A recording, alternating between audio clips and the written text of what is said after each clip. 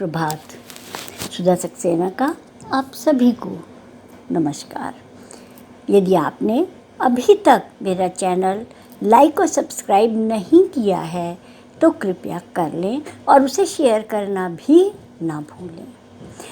आज की कठिन परिस्थिति में जैसा कि हम सब सदैव सुनते आए हैं कि दवा और दुआ दोनों ही सदैव काम करती है, तो आज हमें दवा और दुआ दोनों की आवश्यकता है। आइए आज कुछ इसी पर चर्चा करते हैं कि ईश्वर का स्मरण भी एक प्रकार की औषधि है। कबीर ने कहा था, कबीर कुआं एक है पनिहारिन अनेक, बर्तन न्यारे न्यारे पानी सब में एक।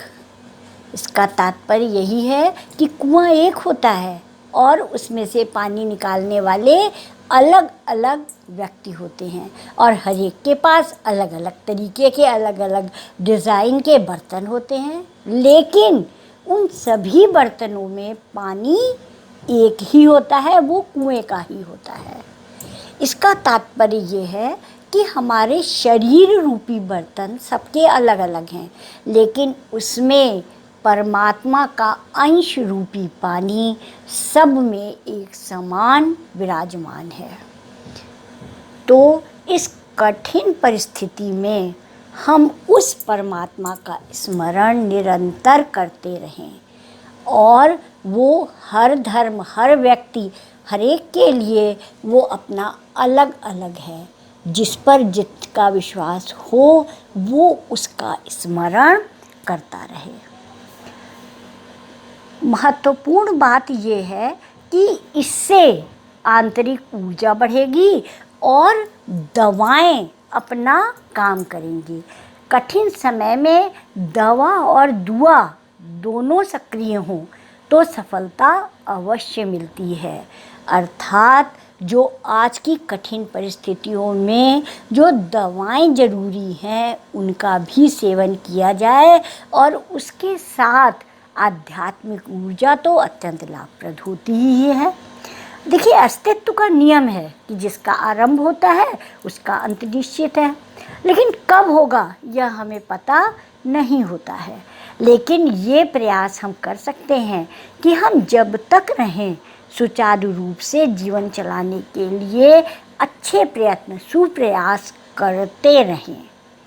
कोरोना संकट में मिली हुई छूट का हम दुरुपयोग ना करें, मन को धैर्य दें, निराशा तथा हतोत्साहित ना होएं, नियंत्रण करें, दूसरों पर दया करें, सहन करें। प्रभु ने यदि दिया है तो हम दान अवश्य करें। केवल वस्तु का दान ही नहीं, संवेदना का दान भी कुछ कम महत्वपूर्ण नहीं होता है। जिन्होंने अपने परिजन खोए हैं उन्हें सांत्वना देना अत्यंत आवश्यक हो गया है ताकि वह संभल सकें। स्वामी शरणानंद जी ने मानवता के 11 सूत्र बताए हैं। उनमें से 5 सूत्र आज की देश काल परिस्थिति के अनुसार यदि हम विचार करें तो ज़्यादा अच्छा होगा।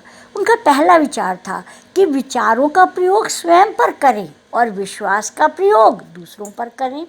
अर्थात न्याय स्वयं पर करें, न्याय अपने लिए करें और क्षमा दूसरों के लिए रखिए। तात्पर्य ये है न्याय का कि आप सोचिए कि आपने स्वयं कितने सही और कितने गलत कार्य किए या हम कैसा प्रयत्न कर रहे हैं, सही प्रयत्न अपने को संभलने के लिए कर रहे हैं कि नहीं कर रहे। और दूसरे ने अगर गलती करी है तो हमारे दिल में इतनी जगह हो कि हम उसे क्षमा कर सकें। सबल के साथ न्याय हो, लेकिन असमर्थ को क्षमा मिलनी चाहिए। ये एक बहुत बड़ी बात है। दूसरा उनका सूत्र था कि दूसरों के कर्तव्य को अपना अधिकार मत बनाइए।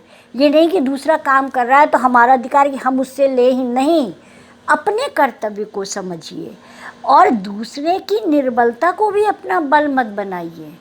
आप अपनी शक्ति, अपनी क्षमता का प्रयोग करिए और तीसरी बात यह है कि निकटवर्ती जन समाज की, माने कि अपने आसपास की वातावरण की, समाज की यथाशक्ति क्रियात्मक सेवा करिए। यह सेवा अन्न, अक्षर और औषधि तीनों से हो सकती है और तीनों ही बहुत महत्वपूर्ण सेवा है। और शरीर को सदैव श्रमी बनाएं, मन का संयम बनाएं, बुद्धि को विवेकवान बनाएं, हृदय को अनुरागी बनाएं और अहंकार से मुक्त रखें।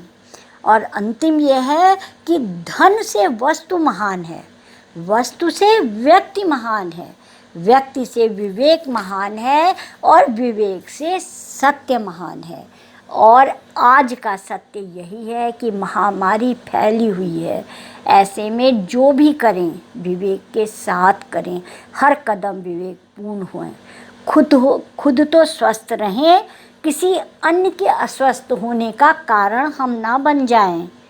इस पर भी ध्यान दें कि अपनी ज़रूरतों को आज कम करें, जितना संभव हो दूसरों के लिए करें। बुद्धिमान वही है जो इस समय के स्वभाव को समझ रहा है। आज मनुष्य को हमदर्दी चाहिए, हिम्मत चाहिए, क्योंकि हम अच्छे समय की ओर बढ़ना चाहते हैं। आगे बढ़ने की शक्ति हमें अंदर ही मिलेगी। एक दूसरे को प्रेम की ज़रूरत है। आपको सहारा देने वाला, आपका हित चाहने वाला आपके अंदर ही बैठा हुआ है। यदि प्रेम हमारे भीतर है और हम उसे समझ लेते हैं, तभी हमारा इंसान होना भी सार्थक होगा। तो आइए आज से ही हम अपनी और समाज की बचत के लिए प्रयासरत हों और निरंतर अग्रसर रहें। आज इतना ही, धन्यवाद।